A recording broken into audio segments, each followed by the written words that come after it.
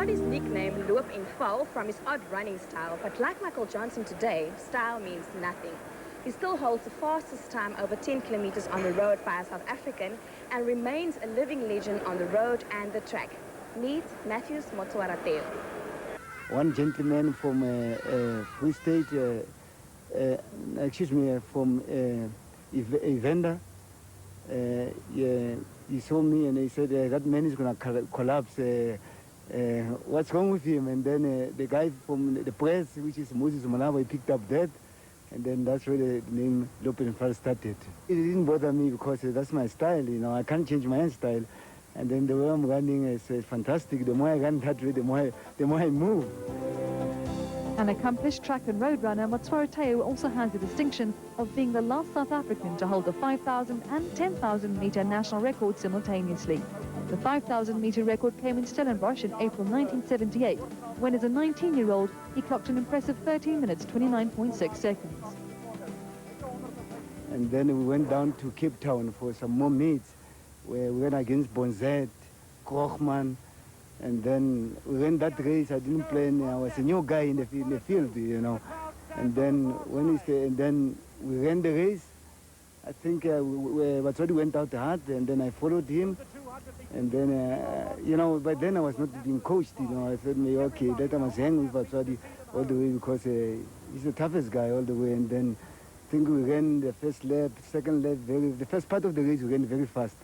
I think we were running at the world record pace, but unfortunately I didn't have experience by then. If I knew, I could have gone for the record. And then I went all the way to win the race, and they said, oh, it's South Africa 13:29, and I was so happy. And then after that, what I wanted to do is to try to smash the world record, which was held by Henry Rono. But because of lack of competition in South Africa, the only opposition, it was Matthews Batswadi, so I was beating him all the time. Motsoarateo went on to break the national 10,000 meter record in 1979 and was duly offered a scholarship in America for 5 years. The experience proved invaluable, and when he came back to start an epic rivalry with Matthews Tamani, it paid off. Here at Kings Park in Durban in 1986, Motsoarateo spent the entire race setting the pace in this 10,000 meter and looked set to play second fiddle to the man 2 years his junior.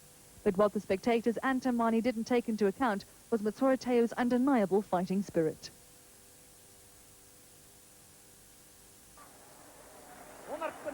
Meter windval toe. Daar komt Motsoarateo. 110 meter windval toe. Tamani wat kers op sy tande. Loop en bal geen die prys nie. Motsoarateo gaan wen. Motsoarateo wat 'n verrassing. Motsoarateo wen.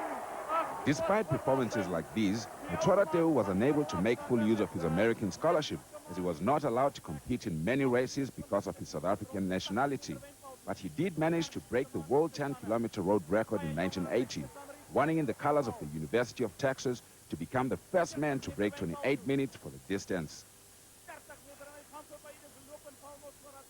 The world record, I broke it down in New York, my first year in America, which was 1980, when I beat Rod Dixon, Nick Rose from Britain, Frank Shorter, Peter Rogers, all those guys, you know. And it was my first race, you know.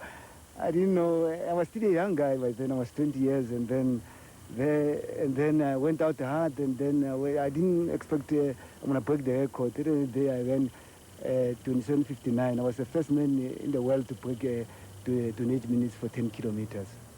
With such a wealth of experience, what does the great man think of the current crop of youngsters? That is from today, I can say they're great athletes, but they lack a little bit, they're not mentally tough like we used to be. So that's what they need, and they need a little bit of guidance and coaching, you know, and advices, you know. So we used to be tough. We take the guys like Johan Fourie, myself, Matthews Temani, Matthews Batswadi, all those guys, you know, we didn't have incentives by then. I think we had to run hard for survival. I think that's what we did, you know. Yes, that's basically what I'm doing now. We have opened a sports center down in Orlando, and then I've got kids. I'm training plenty of kids there for, between the ages of 9 to 15 years of old. And then I've got some adults also there. And then also I'm helping at Wanderers, which is my club, and I've got talent there also. I'm still going to run as a veteran, which my aim is to go for the world best for the 10 kilometers, which is towards the end of the year, you know. That's what I'm preparing now, which the record is held by a Mexican guy. It's 28 minutes, 58 seconds, which is a soft time for me. I think I'm going to get it.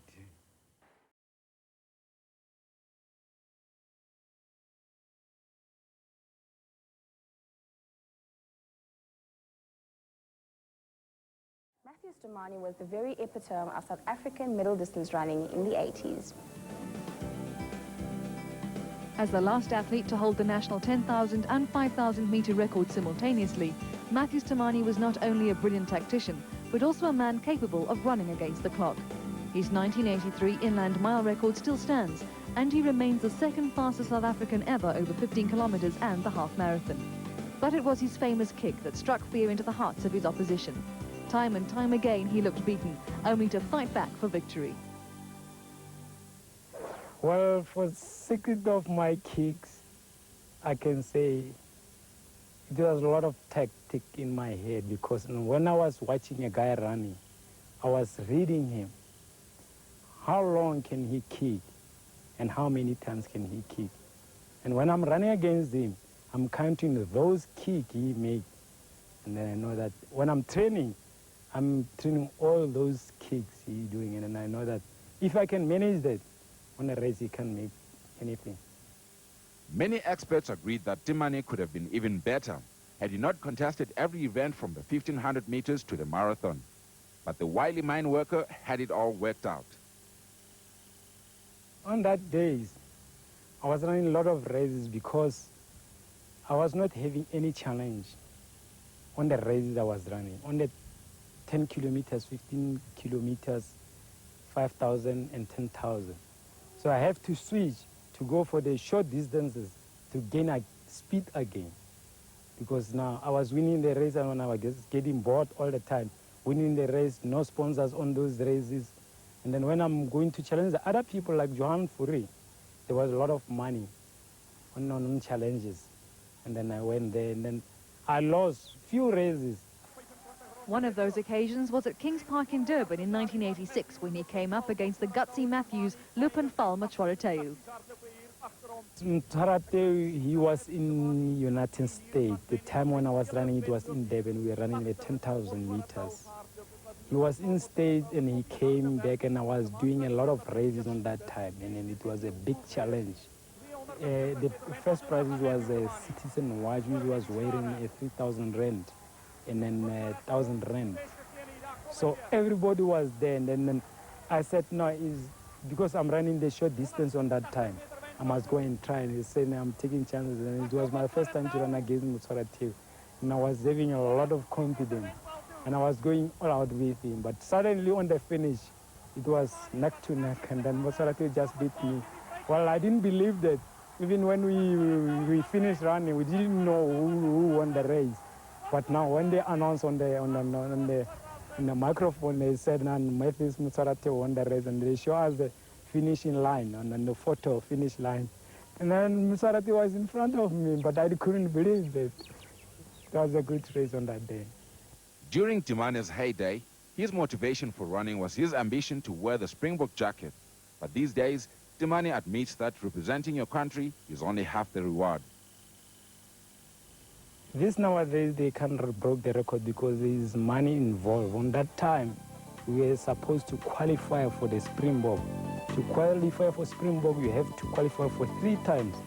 And then it was a lot of work on that time. Though you were not supposed to get a Springbok easy. You have to qualify 3 times and win the championship on the day of the championship. His track days may be over, but his career isn't. And Temane has already made the progression to the longer distances and this year earned a silver medal in his first Comrades Marathon.